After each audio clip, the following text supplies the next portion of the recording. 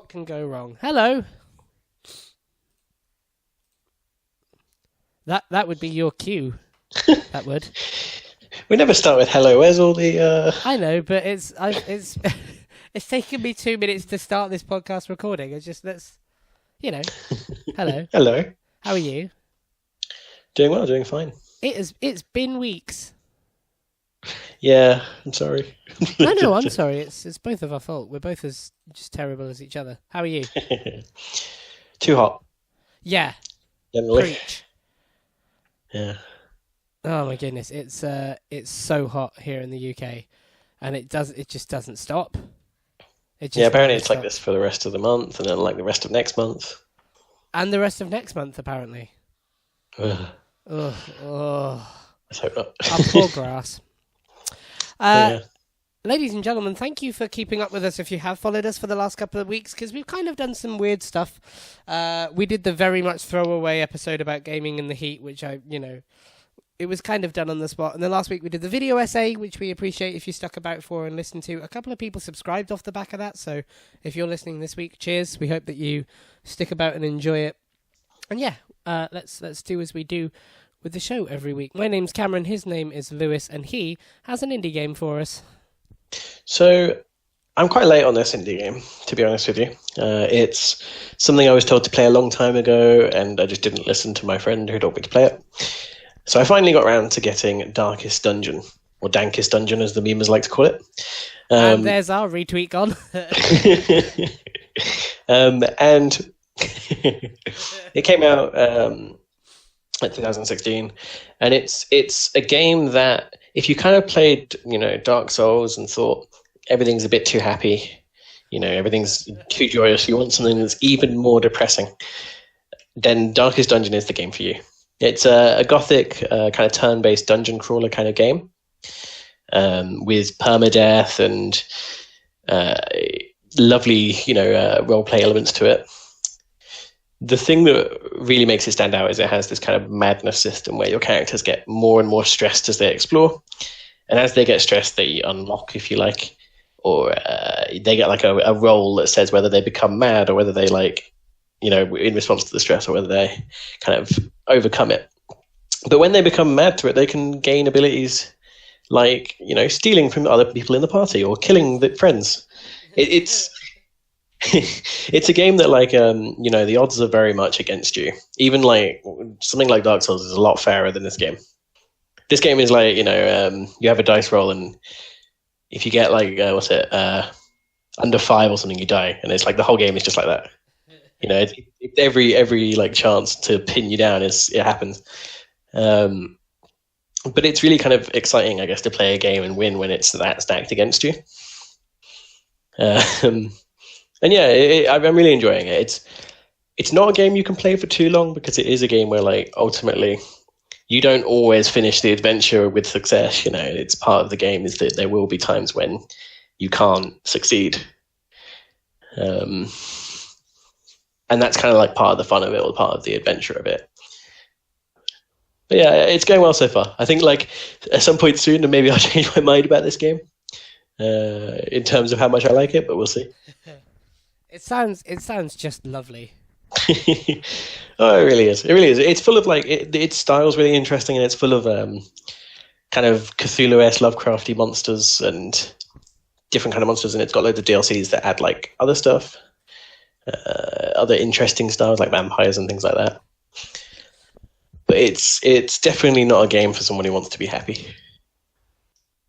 Well, it sounds like an absolutely lovely just walk in the park of a game, for a light Sunday evening.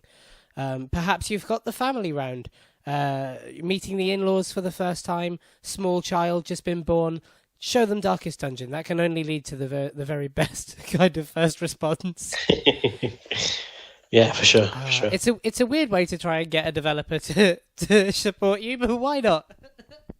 Yeah, that's Darkest Dungeon. That's our indie game of the week. Now, let's get on to the meat of the podcast, the real meat and bones of the podcast, the real lamb and potatoes of the podcast. We've done the gravy. Now it's the Oh, would you call that the gravy? I'd call that like the Yorkshire pudding. It's like the really good bit that you can't help but eat first. Okay. Okay. Yeah.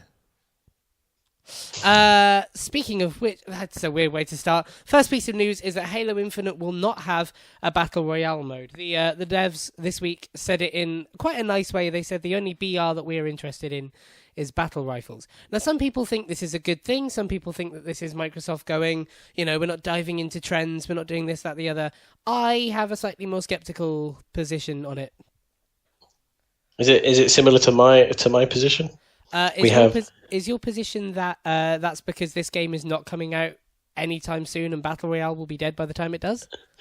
okay. No, it wasn't. Oh, okay. It wasn't. Mine was that it leaves room for a battle royale.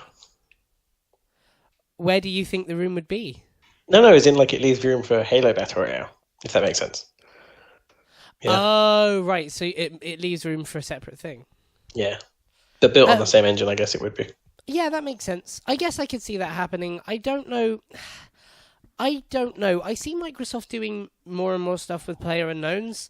Like player unknowns was on their Inside Xbox show recently, and they've been doing more and more merch stuff with them. I think we're slowly seeing more and more of a strong partnership being formed there, and the more that happens, the more I think that Xbox don't want to take a bite out of that potential. Like, the only way I could see it happening is if a Master Chief outfit comes to Pubbage, or a Gears outfit comes to Pubbage, or a map, or a mode, or this, that, the other.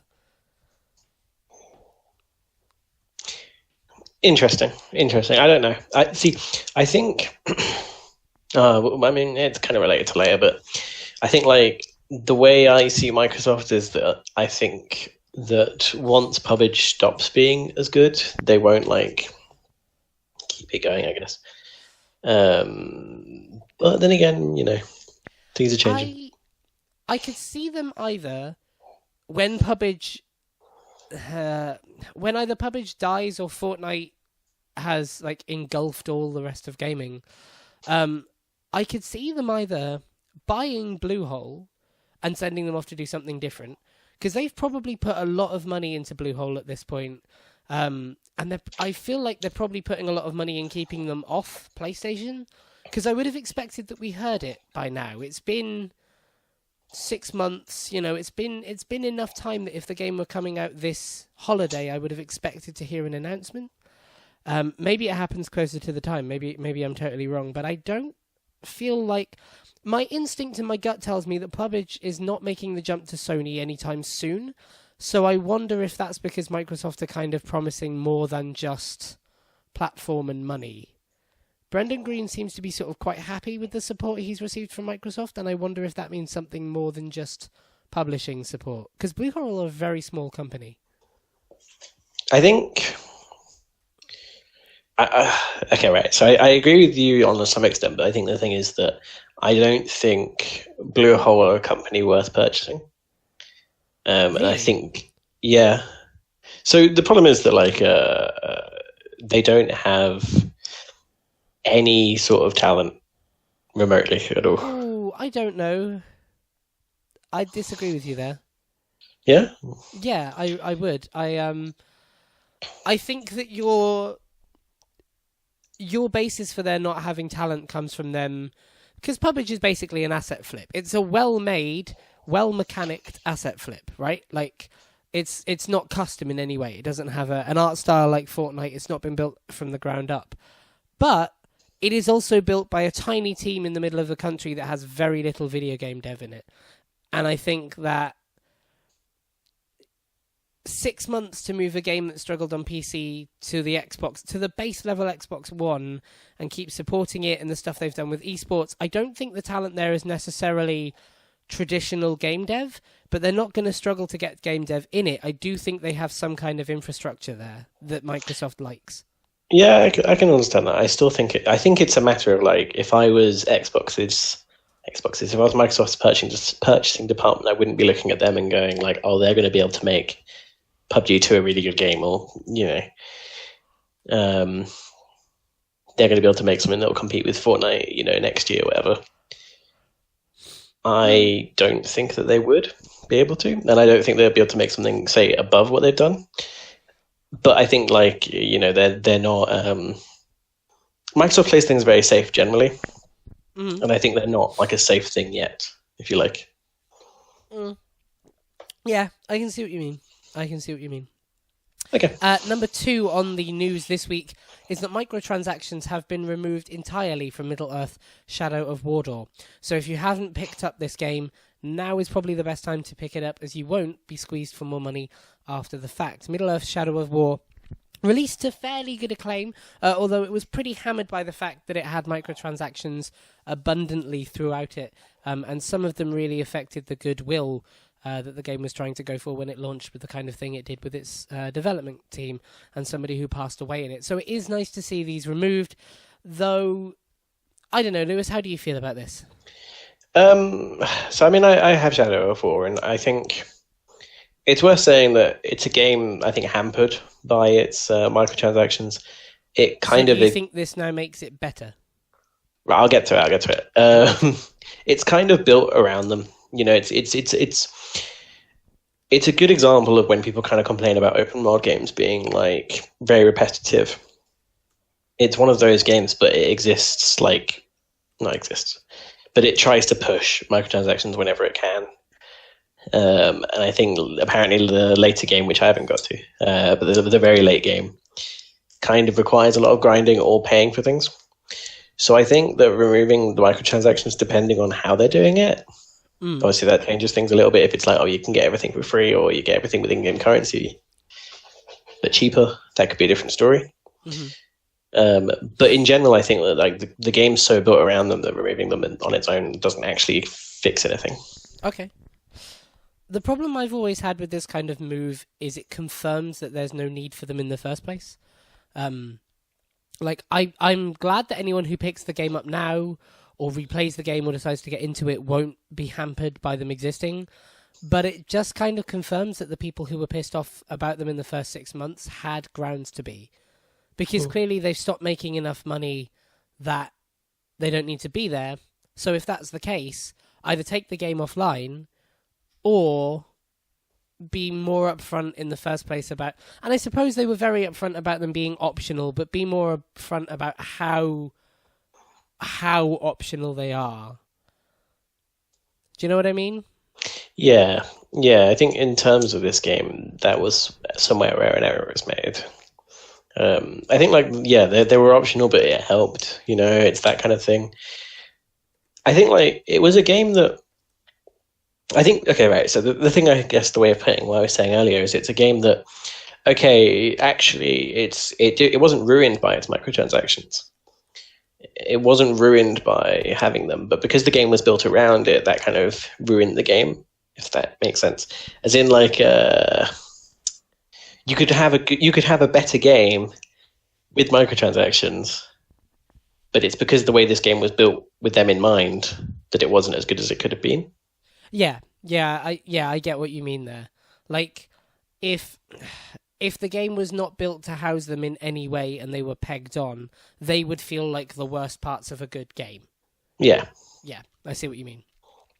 Number 3, our boy, the orange marsupial, Crash Bandicoot, is still continuing to dominate the UK sales charts. He has not moved from the top spot in nearly 3 weeks, and with no major releases this week, it seems like that's a fair thing to continue. This is big, and the reason this is big... So, I'm going to sound like a bored Xbox fanboy doing this, but the reason this is big is because people expect that when a game comes out exclusively on one platform, the majority of the sales will go to that platform, and anyone else are the kind of stragglers who didn't get another platform for it, or so on and so forth. This is especially the case these days with PlayStation having such a big user base. It's fair to assume that the majority of sales will come from that platform because there's so many people on it and they have so much access to it. And that is likely the case, but Crash has clearly shown that there is demand for it, and equal demand for it on Xbox and Nintendo. The sales between them are about 60-40 split, with the 60 going to Xbox and the 40 going to Nintendo. Though it must be said, this is mainly in Europe, so that 60-40 spread is mainly in Europe, and it's only based on physical games. So the Xbox has a bit of a stronger digital... digital setup, I suppose. The Nintendo Switch isn't made as much for digital games as it is made for cartridge games, or it's not quite as easy to sort them out with the whole storage problems they had. So there may be a case that the split is more sort of 65-70. That being said, There's a huge demand for these games on all platforms, and I hope this pushes Activision to sort of remove exclusivity in the future unless it's full. This is a good thing, because more games, more people, yay, and Crash is great. Very good. No, very good. And yeah, it's good to see. And then, it rewards kind of the careful attention that was made in making the Crash Bandicoot remakes. Mm-hmm. Because I think like it's one of the best kind of remake games there has been because of how closely it emulates kind of its source material while still being its own. Well, it's not quite its own thing, but its own like a faithful recreation of it, right? Yeah.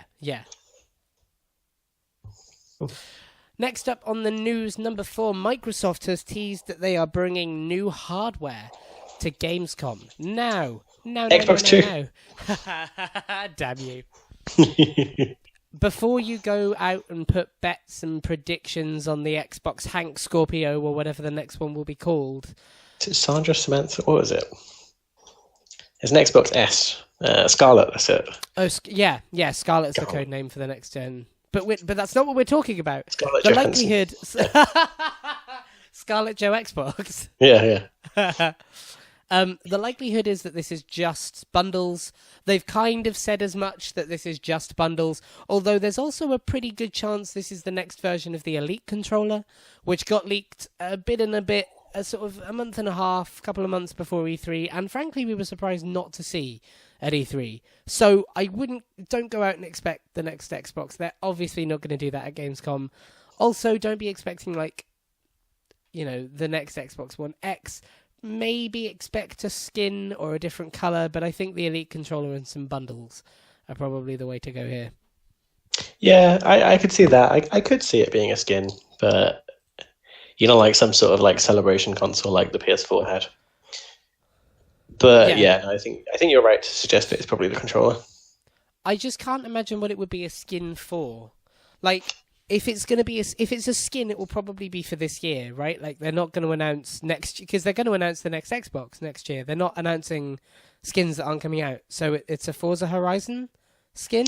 Yeah, but I mean, the PS4 had a special edition recently that was essentially just celebrating PS4. Yeah. And that was like the skin that they released during Days of Play. It could be something along those lines. Just like a solid gold Xbox or whatever. Yeah, I suppose. I think I'd still probably put my money in the controller, but yeah, I suppose it could be. Mountain Dew and God, imagine an Xbox made out of Doritos. Oh, that'd be hot. Oh, when it heats up. Oh, this was done. I didn't know that. Apparently there was a limited edition Mountain Dew Xbox. I wish we would come up with one of those jokes that wasn't actual and true. And finally, I looked it up. It exists. Okay, yeah, go on. And finally, this week, Remedy's CEO, and I'm sorry if I pronounce this incorrectly, Remedy's CEO Tera Vatala, I think I've said that right, suggested that they always wanted to create long-running franchises with Alan Wake and Quantum Break. I love how much they rhyme. I'd never noticed that before. The long-running franchises with Alan Wake and Quantum Break, but at the end of the day, it was Microsoft that decided not to take them any further. That is disgusting. Sorry, Lewis has just sent me the Mountain Dew Xbox, and it is... it's a shade of green that can only be described as putrid. Oh, right. Yeah. Right. Back to Remedy. Microsoft fucked him, basically. Yeah. It's as if God of War didn't sell very well. Mm-hmm. And they turned around and went, yeah, okay, we understand that you've made this big thing, but you didn't sell well, so we're not going to continue with it. And I get it from an investment point of view. I get maybe Alan Wake didn't pull the numbers. Quantum Break definitely didn't pull the numbers, but I know that Alan Wake might not have pulled the numbers that they wanted. But it still had that following, and I think it still could have done something with that. Yeah, I agree with you. And I think the proof is in the pudding that Alan Wake did get a sequel. It's just the proof is also in the pudding that Microsoft weren't willing to take a risk on it. And I'm kind of surprised by that, because Alan Wake sold well. Quantum Break didn't. Quantum Break did not do the numbers they wanted, clearly. And I think Quantum Break was always going to be hampered by the whole TV bullshit. Like, they needed... if they did ever make a Quantum Break 2, it was going to be such a step away from the original that it might as well be called something different unless it really heavily focused on the story.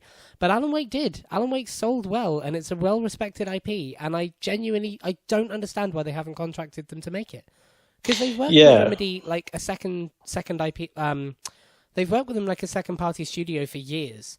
Like, it doesn't make any sense that Quantum Break failed and they were like, all right, we're done here, rather than saying like, okay, well, let's explore whether we do this. And I don't know the ins and outs of Microsoft. Maybe they did explore this, that, the other, and it just wasn't worth it. But I don't know, man. They've been throwing around money at so many different projects, and like they're making a Battletoads game next year. Yeah, fucking Battletoads before a sequel to one of the most successful IPs they have. It's kind of dumbfounding.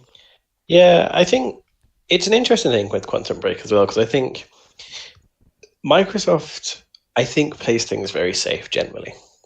And that's kind of debatable. But like, I think at the start of this generation, there was the belief that TV was like the next, like, or at least Microsoft believed that like selling TV as the Xbox, like that being like the main focus, TV and movies being on the consoles and actually like merging with games, which is an interesting, kind of ironic position, I guess.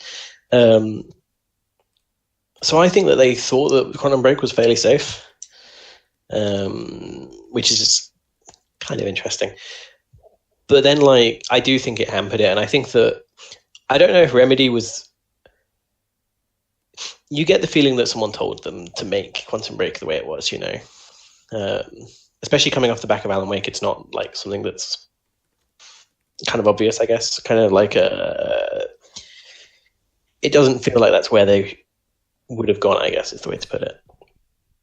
But it's kind of all opinion. Yeah.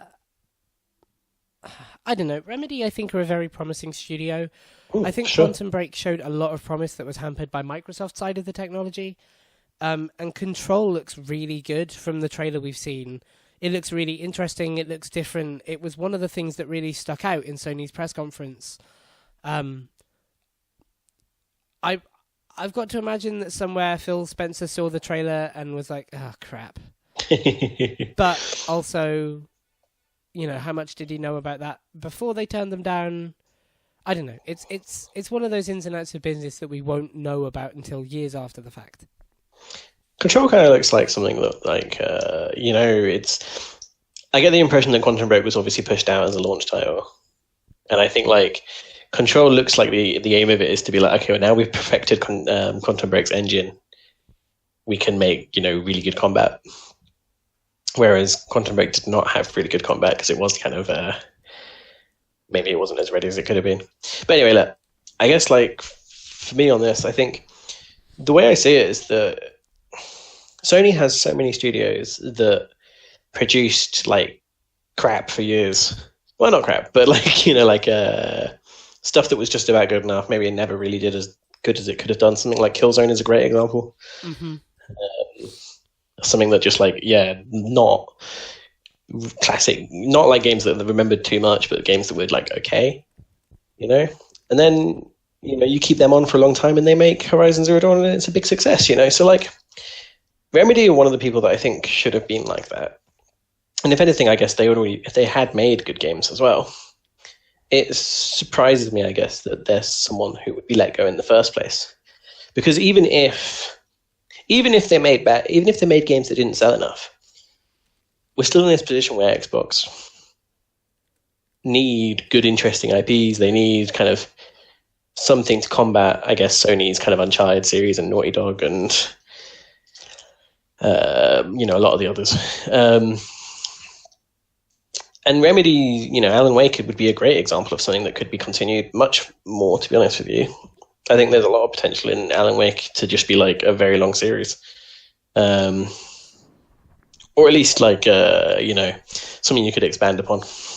Do you know what? I'd also be okay if it wasn't like Alan Wake 2 directly. I think one of the great things about what that series could have been is like if the next one were a kind of Twilight Zone, it's not Alan Wake, but it's somebody else, that would have been cool as well. And it strikes me that what has, become popular for Sony is, like, what's become popular for Sony and the industry as a whole is Sony, everybody wants some of the darker IPs back. So they want Until Dawn, they want Bloodborne, they want the kind of horror stuff that Sony isn't doing. And then in the industry wider, we've got Telltale and Life is Strange and those kind of stories hitting.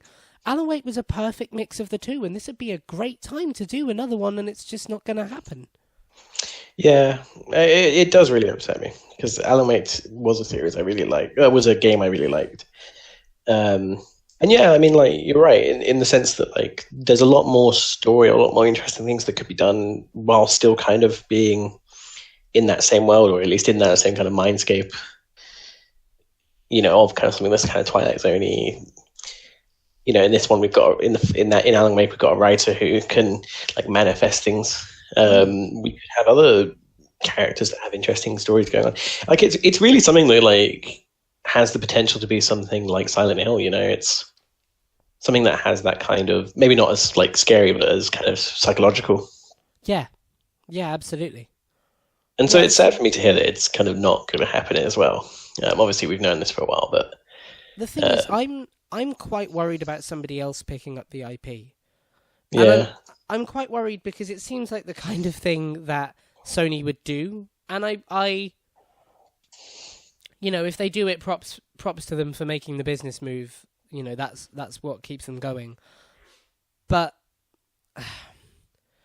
it's a shame that Xbox developed an IP that was so promising and let it fall by the wayside. And I suppose I'd rather see the IP live in anywhere, but it would be nice to see Microsoft, like, I know I speak a lot as a Microsoft fan, but as an industry fan, it would be nice to see them compete more on the IP front.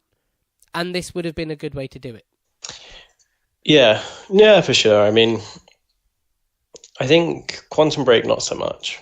But I think Alan Wake was definitely the right track. I think it's mostly just that it's kind of its own thing. Like, I think Microsoft needs as many interesting IPs as they can get, because we're still in the world where we have Halo and Gears. But I see that they're trying to improve Gears and make it something more.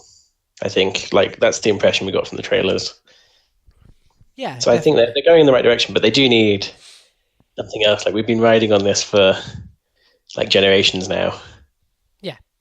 And, like, I think there's no reason why they can't, But I do think that, like, one of the ways that they're going to have to do that is to make risks and, maybe not be as successful as they wanted the first time round, maybe not be as successful the second time round, but keep at it so that you can have these things, I think that if I put it one way quickly, yeah, sure. Sony lost so much money in the PS3 generation, right? It took a long time for Sony to be happy financially in the PS3 generation, and part of that was just, like, keeping up the expenses later on, keeping up the investments. And, like, Microsoft is starting to make investments now. They're all kind of, I don't know, like, I guess I need to see what comes to light from those. The way I put it, though, is that, like, the people they've invested in, there's maybe a few there that have some really interesting possibility, but there's, I think, another few that I'm not really that bothered about. So I mean, like, I'm excited to see what comes from, Ninja Theory, but I think that's the kind of acquisitions that, like, Microsoft needs to make. And I think we're starting to see a Microsoft that's willing to take risks, and I think we started to see it with the Scorpio. I think we saw them, the Scorpio was not a small investment at all, especially from mid-gen console. You compare the amount of technology and innovation that happened in the PS4 Pro compared to the Xbox Scorpio, and it's a big jump. And that's a big thing for them to do, especially for a failing console already. They've deserved some props for that. And the acquisitions they showed off this year are the extension of that. It's a shame that we see this Microsoft who are willing to take risks and seem to sort of really have Phil Spencer's now full steam behind them at a time that they've lost Remedy. That being said, in theory, there's nothing to stop them going to all those second-party people in time. Like, there's nothing to stop them approaching Insomniac. There's nothing to stop them approaching Remedy in time. It's just a matter of when, how, who, and what do those IPs look like at the time that they do. If Microsoft approach Insomniac this year, shall we say, for Sunset Overdrive 2, and next year they go to Remedy for Alan Wake, well, that's great. But if Sony's already approached about Alan Wake, there's a whole load of industry bullshit in there that has to be dealt with before the actual kind of quality of those projects will be seen. So, maybe they are making these moves. Maybe we don't know about that. But it's us not knowing about it that is a bigger worry than the moves they're making. Yeah. I think, I'll be honest, I kind of changed my opinion on it a little bit. I think Microsoft are very well stacked to be pretty well off in the next generation. Depending on, obviously, a few factors like, if it continues, and I guess for one thing, if they can in the next kind of year or two set themselves up with enough people who can make interesting things by the next generation, then I think that there's a good chance of them having quite a good leg up in the next generation. I think they've got themselves set up in the consumer way that they kind of lost at the start of this generation. Like the pro-consumer choices that they definitely went against, if you like, with the Xbox reveal. And so I think there's a good chance of them kind of clawing it back in this next generation. I think this is a good move. But obviously, it's kind of on topic now. We're kind of rambling. It's fine. But I hope that, maybe they can get some of these big studios that make interesting things, because I think there are people like Remedy, like it's quite clear, I think, that they are a studio that's very different and very, very interesting. And there's not actually that many of those. There's a few that I kind of think of off the top of my head that are these are the studios that make things that maybe they're not great necessarily, but they have such potential, such interesting ideas. Or Alan Wake was actually, I really liked Alan Wake, but it's in that category of this isn't. You can see it's clearly not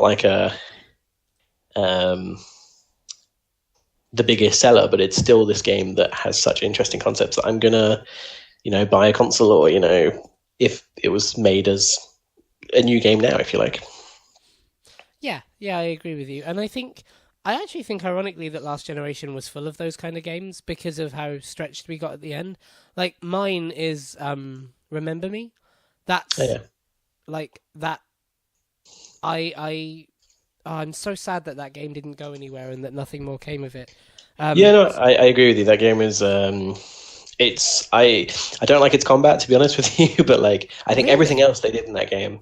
Yeah, it was okay. It was just that it was a bit maybe not quite as well made as it could have been.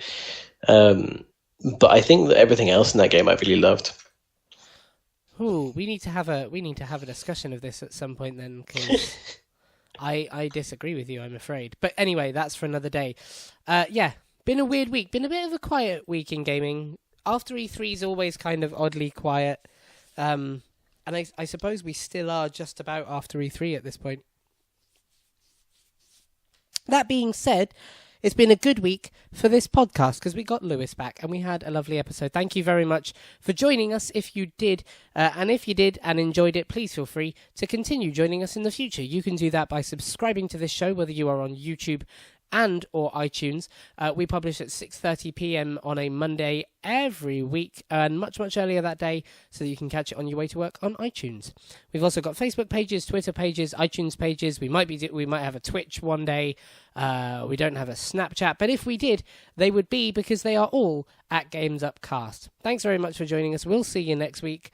Lewis, what are you going to be playing this week? Okay, it's a long list, so be ready. Lego The Incredibles. Batten down the hatches, everyone. Here he goes. Darkest Dungeon, Pillars of Eternity 2, Injustice 2. That'll probably be it. Okay. Oh, actually, and Hexen. Yeah, there we go. That's not bad for somebody who's recently started a heavy job. Yeah, that's true. I will be continuing to get my ass kicked at Fortnite. I'll be Pokemoning because somebody has to. And Crash. I'm going to start Crash 2. So there you go. Thanks for joining us. We will see you next week. And until then, the game is absolutely much like Alan Wake and Quantum Break. Up.